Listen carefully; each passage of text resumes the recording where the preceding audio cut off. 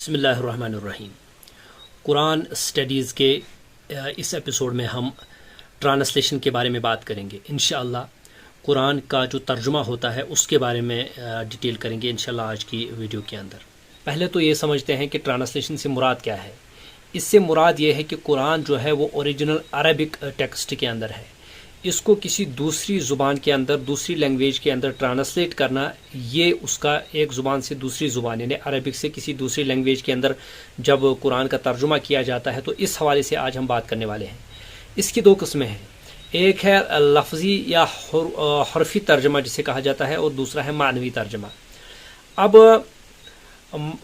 لفظی ترجمے میں ایک ایک لفظ جو ہے اس کا الگ الگ ٹرانسلیشن کیا جاتا ہے، اور معنوی ترجمہ جو ہے اس کا ایک پورے سینٹنس کا الگ سے ترجمہ کیا جاتا ہے۔ ان دو کو آپ ذہن میں رکھیے، اور علماء نے کچھ چیزوں کے اوپر بات کی ہے، جیسا کہ لفظی ترجمے کے اوپر علماء نے کافی ڈیٹیل کی ہے، اور اس کا حکم جو بیان کیا گیا ہے اس کو آپ کے سامنے رکھنے کی کوشش کروں گا۔ یہ جو ترجمہ ہے علماء فرماتے ہیں کہ بہت سخت ہے۔ It is very difficult to translate one language from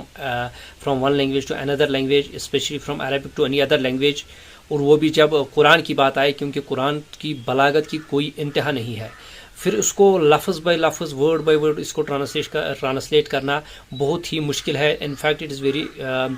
it is impossible to translate like this۔ اور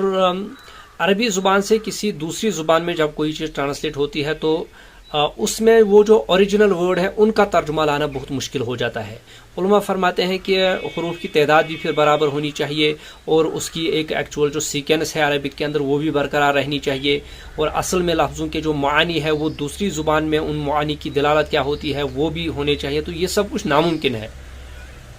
اور بالفرض اگر یہ سب چیزیں آ بھی جائیں، اتنا کوئی محنت کر بھی جائے، تب بھی علماء اس بات سے منع کرتے ہیں کہ اس طرح کا ٹرانسلیشن نہیں کرنا چاہیے، کیونکہ اللہ کا جو پیغام ہے وہ لوگوں تک اس کی اصل صورت میں پھر وہ نہیں پہنچ پاتا۔ اس کا احتمال ہے کہ وہ کچھ غلط طریقے سے لوگوں تک پہنچ پائے، کیونکہ لینگویج ٹو لینگویج جو معانی ہے، الفاظ کی دلالت ہے، وہ پھر ڈفر کر جاتے ہیں۔ اور یہ بھی ہے کہ عربی کی جو خوبصورتی ہے ایکچوئل وہ بیسیکلی ختم ہو جاتی ہے، اور جملے کے معنی جو ہے وہ اکثر غلط نکلتے ہیں۔ اب معنوی ترجمہ کے بارے میں اگر بات کی جائے تو علماء فرماتے ہیں کہ یہ اصلاً جائز ہے، اور کبھی کبھی یہ واجب بھی ہو جاتا ہے۔ اب چونکہ قرآن جو ہے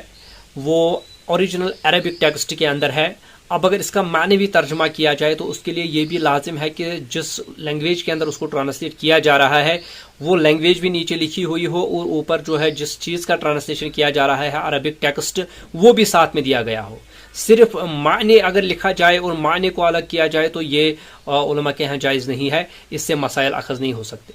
اینڈ دین مترجم جو ہے، جو ٹرانسلیٹر ہوتا ہے وہ عالم ہونا چاہیے ان دونوں لینگویجز کا، جن کے ایک تو عربک کا نیچرلی اور دوسری اس لینگویج کا بھی جس کے اندر وہ ٹرانسلیٹ کرنے جا رہا ہے، کیونکہ الفاظ کی دلالت کیا ہے، اس کے معانی کیا ہے، دونوں زبانوں کا سیاق و سباق کیا ہے، کانٹیکسٹ کیا ہے، الفاظ کی دلالت کس چیز کے اوپر ہے، فریزز کیا ہے، محاورات کے بارے میں اس کو مکمل نالج ہونی چاہیے، تب ہی جا کر وہ عربی زبان کا دوسری زبان کے اندر ٹرانسلیشن کر سکتا ہے۔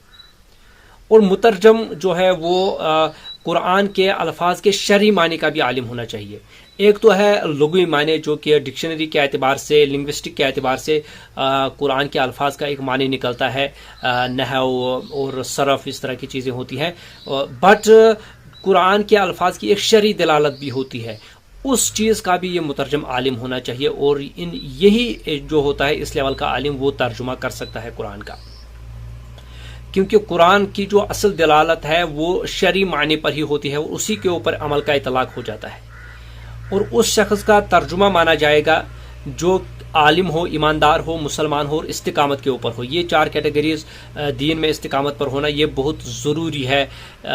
مترجم کے لیے، وہ ان چیزوں کا عالم ہونا چاہیے، تب ہی جا کے وہ ترجمہ کر سکتا ہے، بیکاز یہ اللہ کا کلام ہے، اس کا ترجمہ کرنا کوئی آسان کام نہیں ہے۔ یہ اوریجنل زبان ہے، اور یہ ایسی زبان نہیں ہے جو آج کل عربک بولی جاتی ہے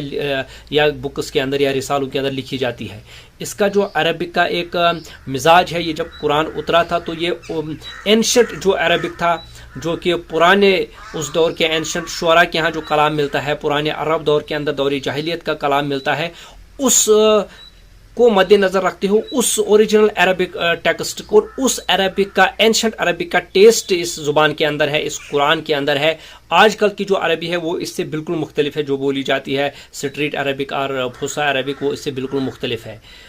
अब चूंकि अरबिक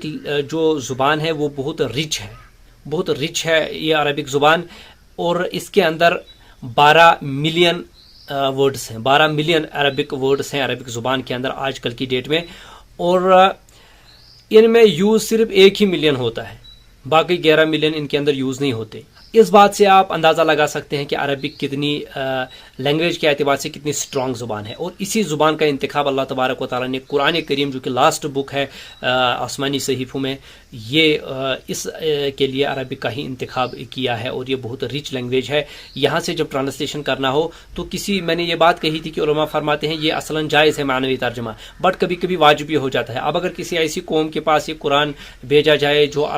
अरबी नहीं जानता, तो उनके लिए फिर ये एक ज़रूरत की चीज़ बन जाती है। उनको बहरहाल पहले तर्जुमे से ही इस्तिफादा करना पड़ता है जब तक वो ओरिजिनल जो है अरबिक सीख ना ले। बट बहरहाल अरबिक तो अरबिक है, कुरान की अरबिक अपनी लैंग्वेज है, उसको सीखना बहरहाल बहुत ही ज़रूरी हो जाता है हर मुसलमान के लिए।